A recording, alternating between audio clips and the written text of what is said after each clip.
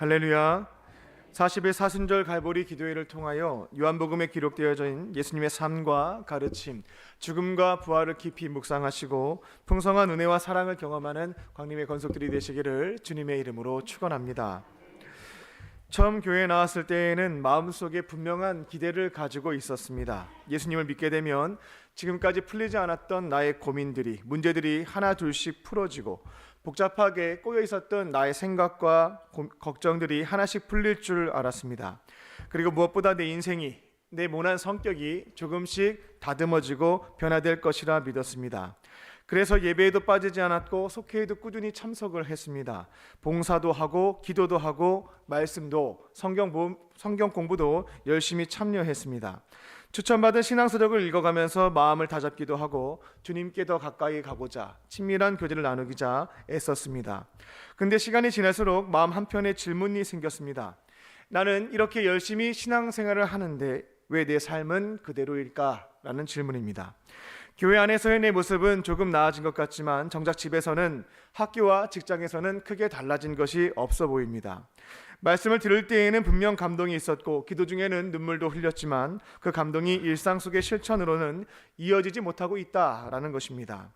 그러다 보니 마음은 점점 무거워지고 하나님을 향한 사랑, 열정이라고 하는 것도 점차 식어갑니다.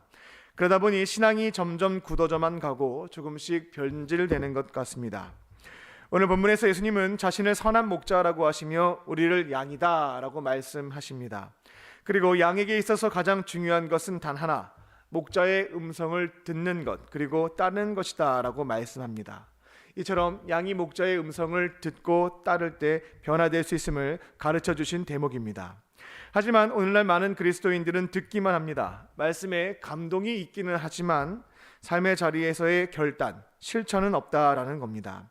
오늘 선포되는 말씀을 듣고 순종하심으로 이제는 선한 목자이신 예수님의 음성에 귀를 기울이시고 한 걸음씩 작은 발걸음을 내딛음으로 변질이 아닌 변화의 길로 걸어가는 저와 여러분 되시기를 주님의 이름으로 축원합니다. 첫 번째로 변화는 듣는 것에서부터 시작됩니다. 변화는 듣는 것에서부터 시작됩니다. 많은 분들이 삶의 변화를 굳은 다짐, 결심에서부터 시작된다라고 생각합니다. 이번에는 정말 말씀대로 살아보자. 오늘부터는 가족과 직장의 동료들이 어떤 말을 하더라도 꾹 참고 한번 사랑으로 섬겨보자. 그렇게 굳게 결심을 하고 실천해 보고자 노력합니다.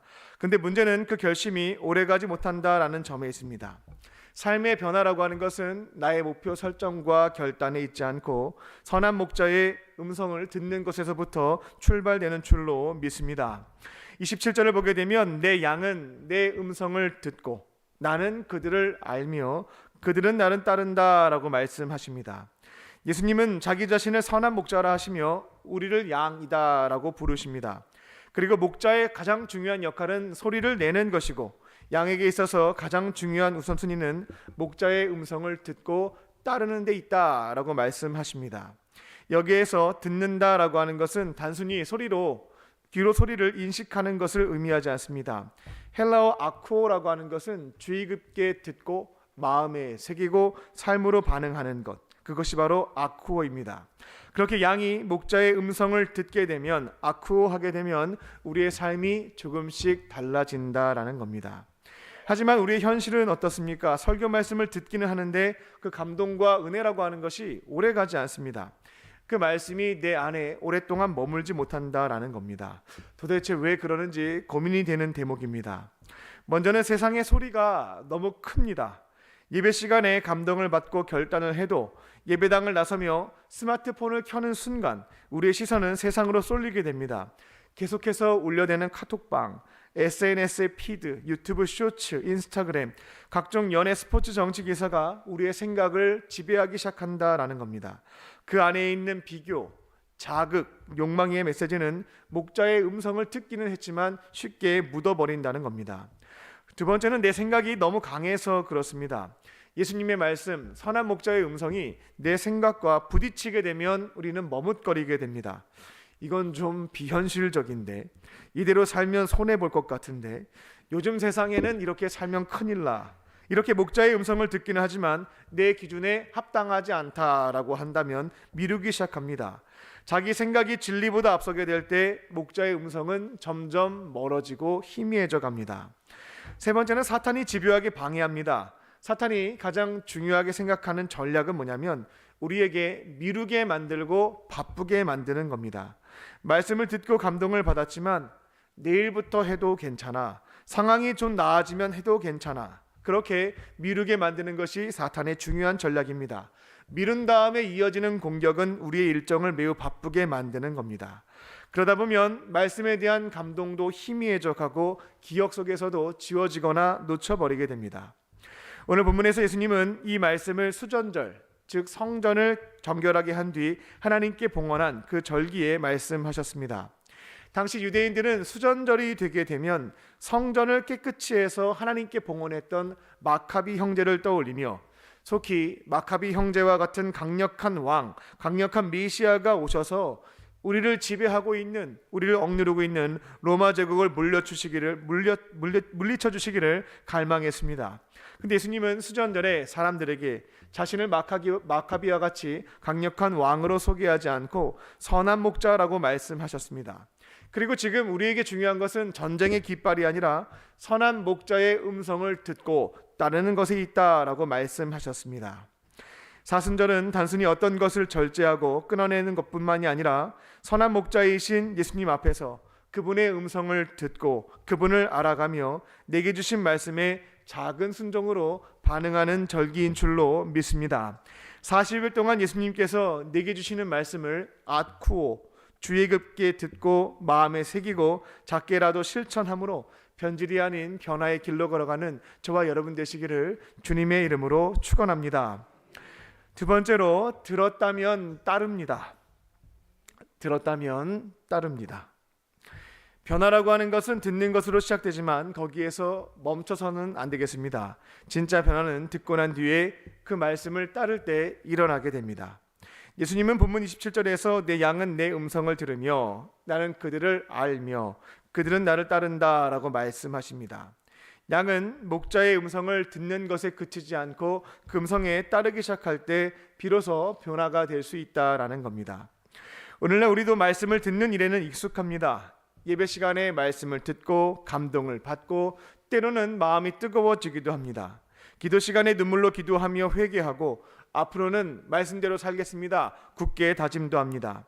하지만 정작 가정으로 돌아가게 되면 다시 짜증이 올라오기 시작하고 직장과 학교에서는 익숙한 습관과 말투와 반응이 바뀌지 않습니다. 그대로 되살아납니다. 말씀대로 살아보려는 마음은 분명한데 결국 따르지 못한 채 제자리에 머물러 있다라는 겁니다. 실천이 없다 보니 변화가 없고 변화가 없다 보니 신앙은 점점 무기력해지고 허무해져 갑니다. 그러다 보면 이런 질문까지 생기게 됩니다. 나는 예수님의 양이 맞을까? 선한 목자의 음성을 듣기는 하지만 그 말씀대로 따라보는 것이 없는데 그렇다면 내 믿음은 죽은 믿음이 아니겠는가? 내 믿음이 죽어 있다면 나는 구원도 못 받는 게 아닐까? 두려움, 자책하는 마음이 커져간다라는 겁니다. 그런데 예수님은 오늘 본문 28절에서 이렇게 선언하십니다. 내가 그들에게 영생을 주노니 영원히 멸망하지 아니할 것이요 또 그들을 내 손에서 빼앗을 자가 아무도 없다라는 말씀입니다. 이 말씀은 우리가 넘어지게 되었을 때 다시 일어서게 하는 소망의 말씀에 해당됩니다. 예수님은 우리가 주신 음성대로 따르지 못할 때가 있습니다. 손을 놓칠 수도 있습니다. 하지만 이 말씀에 따르면 예수님은 한 번도 우리의 손을 놓치신 적이 없습니다. 포기하신 적이 없다라는 겁니다. 우리가 불완전하다, 말씀에 따라 지키지 못한다라는 것을 아시고도 우리를 양으로 부르신 뒤에 끝까지 책임져 주시는 분인 줄로 믿습니다. 예수님의 수제자였던 베드로는 3번이나 예수님을 부인했습니다. 그러나 부활하신 예수님은 그에게 찾아가셨습니다.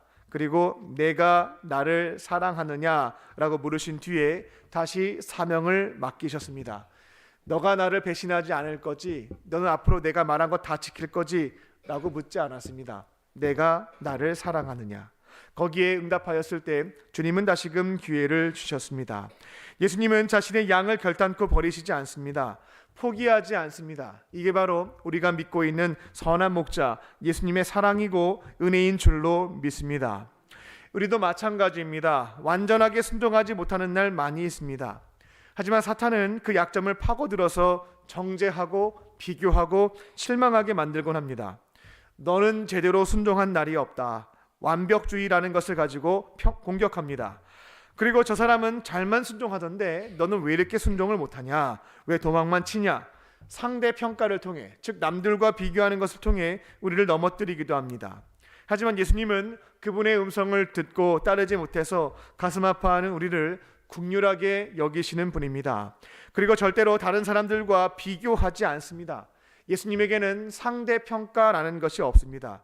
절대평가입니다. 내게 주신 말씀에 따라 최선을 다하고 있는 우리를 남들과 비교하며 넘어뜨리지 않고 그 자체를 귀하게 여기시는 분인 줄로 믿습니다. 그러니 순종할 때 어려울 때면 괴로워하지 않고 예수님처럼 솔직하게 저 잘 못하고 있습니다. 잘 못하겠습니다. 고백하셔도 무방합니다. 예수님도 겟세마네 동산에서 이 잔을 피할 수만 있으면 피하게 해주십시오. 순종이 어렵습니다. 라고 하나님 아버지께 솔직하게 고백하셨습니다. 그렇게 할 수 없음을 고백한 뒤에는 포기하시진 않았고요. 나의 뜻대로 말고 아버지의 뜻대로 하겠습니다. 용기를 구하고 십자가를 지셨습니다. 마찬가지로 저희도 솔직하게 고백한 뒤에는 주신 음성에 순종할 수 있도록 도우심을 간구해야겠습니다. 그때마다 내 안에 계신 성령님께서는 그 말씀에 반응하고 순종할 수 있도록 우리에게 필요한 지혜와 능력을 더하여 주시는 줄로 믿습니다. 내 의지로는 잘 안 되는 일이었지만 겸손하게 못하는 것을 인정하고 도우심을 간구했을 때, 성령께서 내게 능력 주시는 자 안에서 필요한 것들을 더하여 주실 때 모든 것을 감당하게 될 줄로 믿습니다.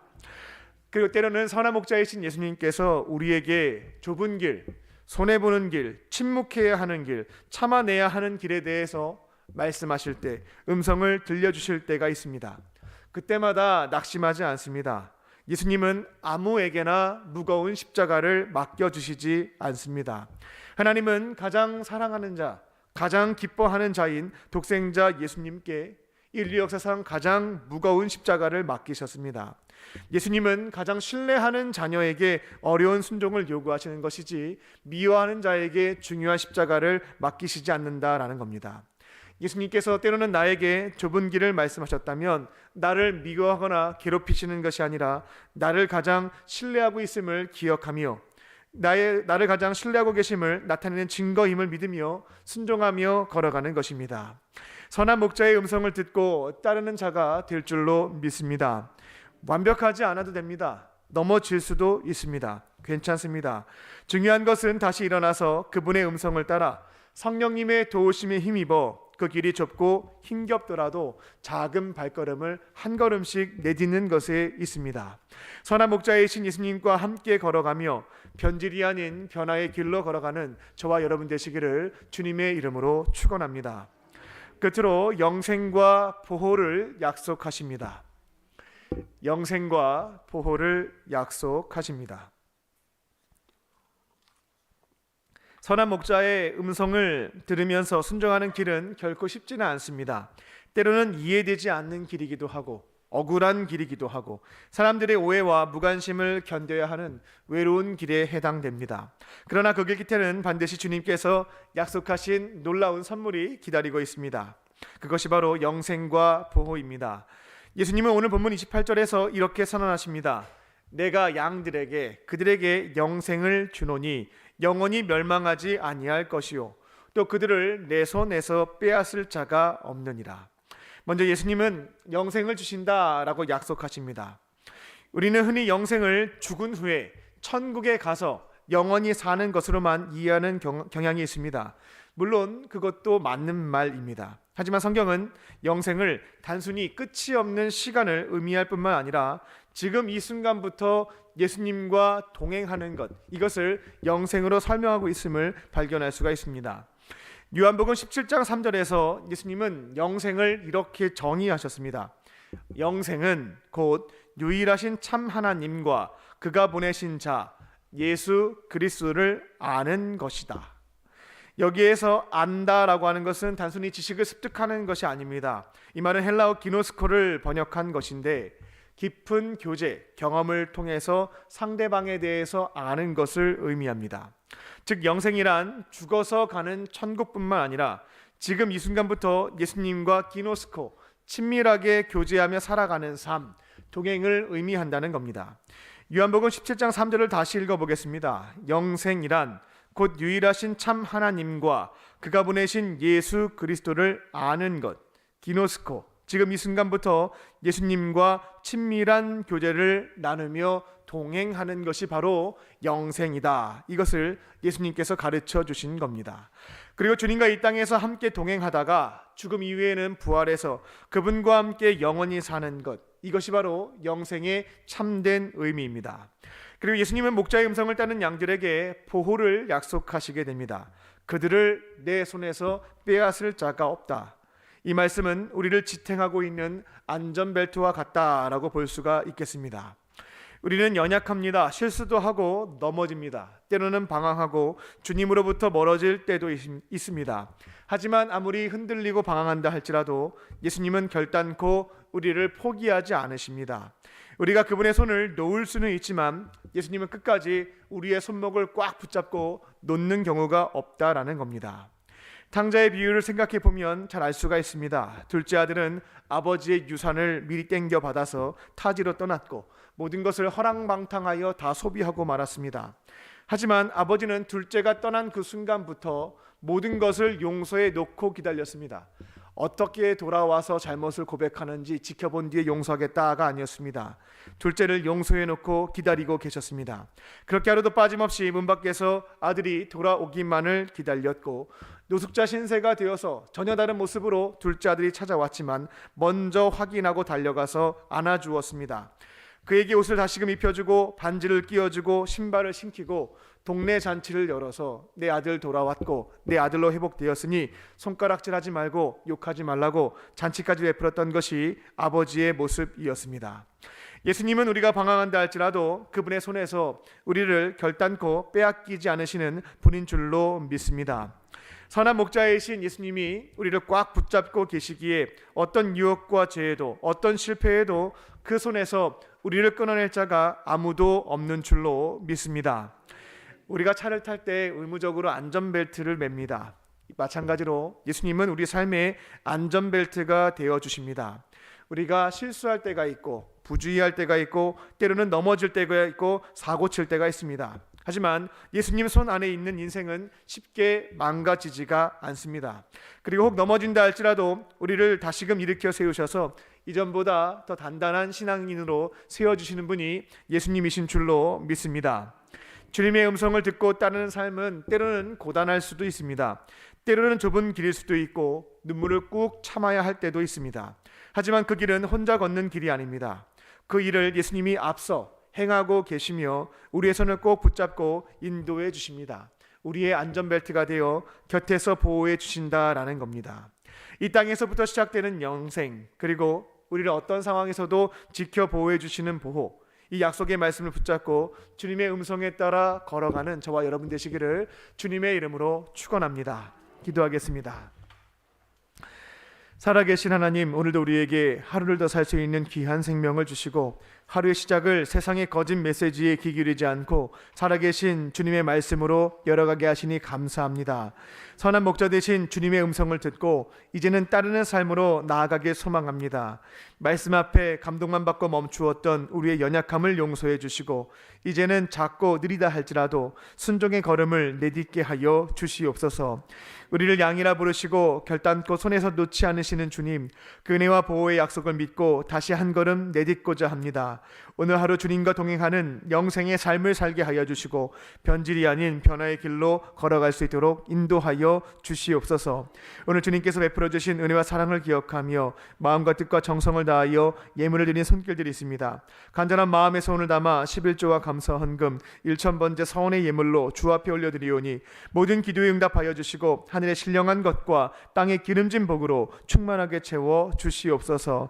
몸과 마음과 영혼의 질병이 있는 환우들이 믿습니다. 성령께서 아픈 부위에 친히 안수하여 주시고 기름을 부어 주셔서 모든 질병에서부터 깨끗하게 회복시켜 주시는 은혜를 경험케 하여 주시옵소서. 그렇게 하실 줄 믿고 감사드리오며 예수님의 이름으로 기도하옵나이다. 아멘.